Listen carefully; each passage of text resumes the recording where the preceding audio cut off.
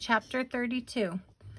Miss Christabel, Timothy John, I'm here. I came back. Maggie cried at the top of the stairs. I finally came back, except I can't stay very long. She couldn't stay at all, really. She had told her aunt she was going upstairs to the bathroom. They made her tell them wherever she went now. And she had turned the water on in the sink and let it run noisily while she stole up to the attic. Here I am, she announced as she rounded the wardrobe, and guess what? I know who you are. Uncle Morris told me. Well, he didn't exactly tell me, but I guessed. Hey, she said, advancing into the room. Everything remained as she had left it a week earlier. Her aunt had steered her across the floor and down the stairs. The streamer still hung in white arcs along the walls and across the table edge, and the fragments of the ballerina made a little hill among the tea things. The two dolls lay sprawled on the floor precisely where they had fallen when Aunt Harriet and Aunt Lillian had entered the attic. And Juniper remained upstairs in his basket, upside down in his basket. Hey, she repeated, it's only me. It's Maggie. You can get up now. And she waited for them to stir. Hey, she said after a while, my aunts have gone, and anyway, we have to straighten up around here. The ballerina's all broken, and there are cake crumbs all over the table. Your chair's knocked over, Miss Christabel, and the streamers should come down. Hey, come on. The room stayed still. She stepped over to Miss Christabel's form and knelt beside it. It's time to get up, she said. It's time for tea. Miss Christabel, are you okay?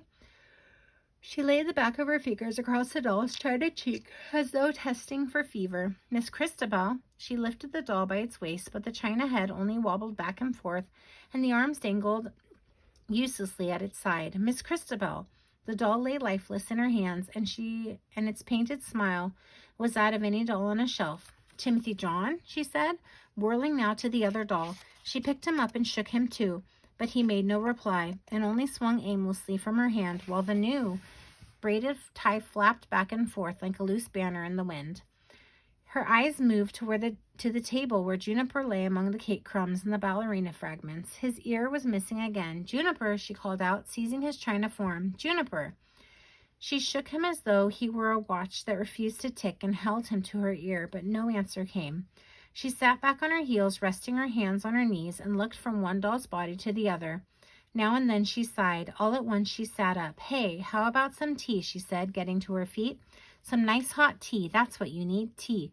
With all those vapors and everything. That'll wake you up. And she carried the kettle to the stove. I'll get some bread and butter, too. You haven't eaten anything in a long time. That's what's the matter with you. You're weak. You haven't taken any nourishment, she said.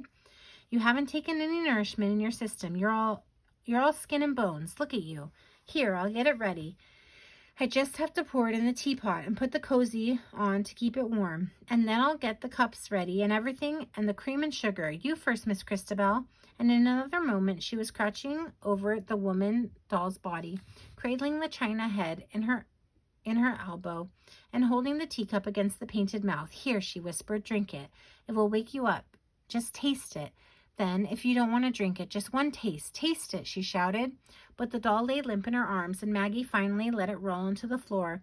You then, Timothy John, taste the tea. Taste, just one taste. And she held the empty cup to his face. Taste it. What's the matter with you? Make the noises you used to make when we had tea. Drink it, she shouted. Juniper, you drink it. And she shoved the teacup against the dog's china nose. Drink it. Make noises. Do something. And then she remembered the words of the two dolls when she had asked about bringing a visitor to the attic. But you must never do that. We must never be seen. Why not? She had asked. Because something dreadful would happen, Timothy John had answered. Something like that, Miss Christabel had silenced. Something like that, and Miss Christabel had silenced them. They had been seen by her two aunts, who had discovered them after Maggie, in her haste, reached the birthday party, had forgotten to close the door behind her. The closet. Whoa. Okay. In her haste to reach the birthday party, had forgotten to close behind her the closet door of the empty room.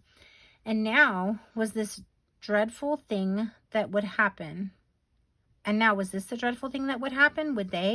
dolls die? Maybe they had passed out or something from fright. Maybe they needed air. There was a poster in the school nurse's office that showed how to do mouth-to-mouth resuscitation. Black and white drawings of a cartoon man with his mouth pressed against the cartoon face of an outstretched figure on a beach. A little balloon over the man's head contained words, exhale, 2, 3, 4, inhale, 2, 3, 4. Maggie might try that. She could breathe air into Miss Christabel's painted mouth until, in a sudden miracle, the china arms would twitch with life, the legs in their little black boots would slowly bend, and the doll would stand upright like the cartoon figure in the last drawing on the poster.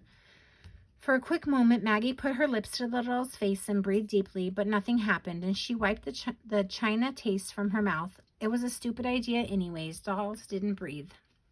For a long while, she stood in the stillness of the room, doing nothing, staring at the two china bodies lying in their crumpled clothes on the floor, and at Juniper standing like an ornament on the table. Her own breathing was the only sound to touch her ear. Inhale, 2, 3, 4, she said in her head. Exhale, 2, 3, 4.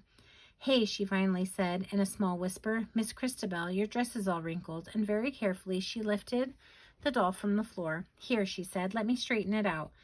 In your new shawl, it's all crooked from where you fell. She laid the doll across her knee, smoothing out its clothes and tidying its hair as well. And your hands are dusty, she added, taking Miss Christabel's hard, cold hand in her own and wiping it clean with the edge of her skirt. And you, Timothy John, she said, turning next to him, you need to be fixed up too. She rearranged his suit so that his sleeves were even and the pants unwrinkled, and she tugged at the ends of his braided tie. There, she said, curving the little gold watch chain across his stomach. You're all better. And now, it's time for everyone to come to the table. Come on. And she propped both dolls in the chairs and installed Juniper in his basket on the floor. First, I have to clean up around here, she said. There's a whole bunch of broken pieces on the table, china and stuff, and I have to sweep it into the coal scuttle. On top of the broken teacup. Remember the broken teacup, Miss Christabel? And then, changing her voice, she answered for the doll. Yes, I remember. Cream and sugar, Miss Christabel? And she asked in her own voice, and then, speaking for the doll, thank you, I will. She held the empty cup to Miss Christabel's mouth and made sipping noises for her. Timothy John, will you have some tea? And she answered for him, too, in a low voice. Yes, please, Juniper. She placed a saucer against his nose under the table and made a little growl in her throat. Bread and butter, she asked the two dolls, and then, how lovely, she answered for them in their voices. And she made little nibbling noises, and she held the wooden slices against their mouth. How thoughtful of you to give us bread and butter, she said.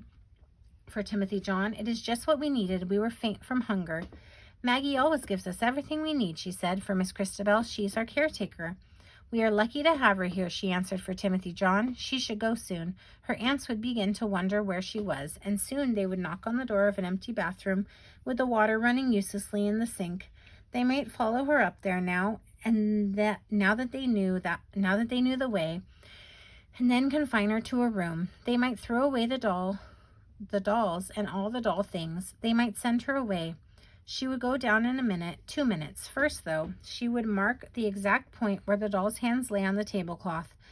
She had done something like that once with a dead turtle. It had been her roommate's turtle, and one day it had stopped moving, and a brown trickle had appeared on its shell every time it was pressed. It's dead, Maggie had said, but her roommate said no, it was only napping.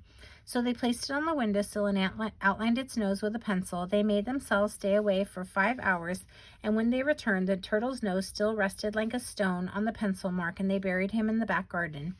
Maggie would try that now with the dolls. She would place the fingertips at the edge of the bread slabs, with the teacups lined up perfectly at their wrists. Then she would stay away for a long time, longer than 5 hours, for a day, 3 days, a week. At the end of the week, she would come back. If they hadn't moved, what would she do? I have to go now, she said to the doll bodies propped up in their chairs, and she placed the little newspaper in Timothy John's lap. Here, she said, you can read this while I'm gone. Ah, the newspaper, she said in Timothy John's voice. Two lost in fire, it says. Pity. She made her voice high now. To what, I wonder? And now, a low voice for Timothy John. Gloves, maybe. 2 gloves. No, it wasn't gloves, Timothy John, she said in her own voice. It was people, 2 people, and I even know their name. It was Green. Very carefully, she straightened their lifeless forms at the tea table and lined up the fingertips along the sides of the bread. They had this school downstairs, she continued, pushing Miss Christabel's chair in to keep her from toppling to one side, and they used to sleep in the empty room, except it wasn't empty then. And one day, they went to the barn to burn a whole bunch of papers and stuff in the stove, and the whole barn burned down with them in it, and their dog too. They had a dog. They all died together on the same day, May 14th. After a long silence, she spoke for each of the dolls. Imagine that, she said in Timothy John's low voice, and then whispered mercy in Miss Christabel's high whisper.